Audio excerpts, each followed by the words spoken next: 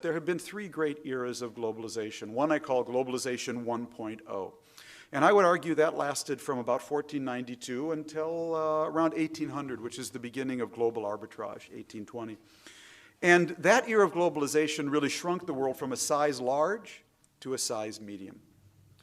And that era of globalization was really built around countries globalizing.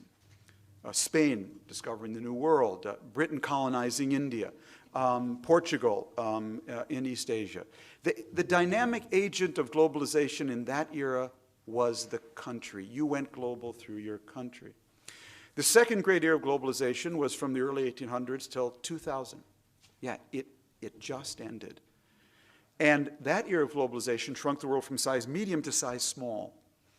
And the dynamic agent of change in that era of globalization was not the country, but the company. The multinational, which went global in search of markets and labor. So in Globalization 2.0, you went global through your company. That was the dynamic agent of globalization. While you were sleeping, while I was sleeping, we entered Globalization 3.0 from 2000 to the present. That's why the book is called The World is Flat, A Brief History of the 21st Century. And this era, this Globalization 3.0, is shrinking the world from size small to size tiny and flattening the playing field at the same time. Only what's really new about this era is it's not built around companies globalizing, and it's not built around countries globalizing. The new thing in this era is that the dynamic agent of globalization in this era is the ability of individuals and small groups to globalize. So we've gone from a globalization built around countries to one built around companies to one increasingly built around individuals and small groups. And be advised, it ain't going to be a bunch of white Western individuals who dominated Globalization 1.0 and 2.0.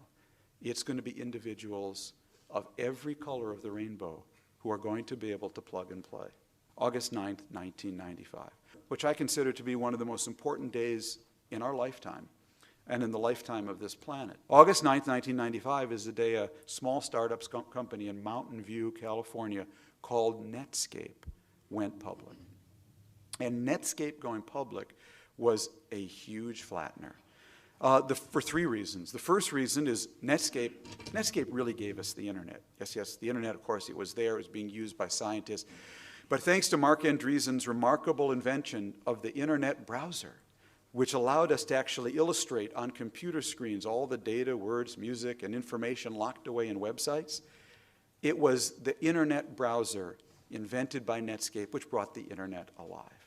So that was the first important flattening effect of Netscape. Second thing Netscape did, a little more technical, was Netscape actually commercialized a set of open transmission protocols for the internet. So no company could dominate the internet. And that helped make the internet so much more interconnected. You'll recall when you first got email, your wife was on CompuServe and you were on AOL. It was really hard to communicate. Thanks to Netscape, all those walls got blown down and never came back. The third and most important thing, of course, Netscape did was trigger the dot-com boom, which triggered the dot-com bubble, which triggered the accidental overinvestment of $1 trillion in fiber optic cable in 5 years.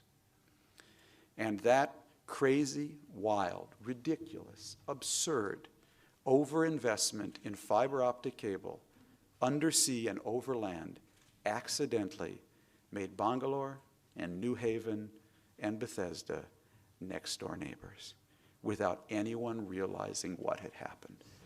It so drove down the cost of transmitting voice and words and data over fiber optic lines that it basically made it free. And that had a huge leveling effect. Netscape went public on 8/9/95. Stock was priced that day at $28. It opened at 71. It closed the first day at 56. Everyone looked at that and said, there is gold over them there hills. And every Yahoo, from Global Crossing to Lucent to Fly-By-Night.Telecom, said, we are going to lay fiber optic cable because the demand is going to be infinite. And they all tried to do it at the same time. And the accidental effect was to drive down the cost of telecommunications globally to virtually zero. Now, we went through a boom like this in our own country, you recall, a century ago with the railroads. There was a similar bubble and a similar overinvestment. There's one difference. When we built the railroads, we got to ride for free. When we laid the global telecom network, India and China got to ride for free. And this was a huge flattener. So in sum, what the Netscape moment did was bring people-to-people connectivity to a whole new level. Suddenly, more people could connect with more people more cheaply from more different places than ever before.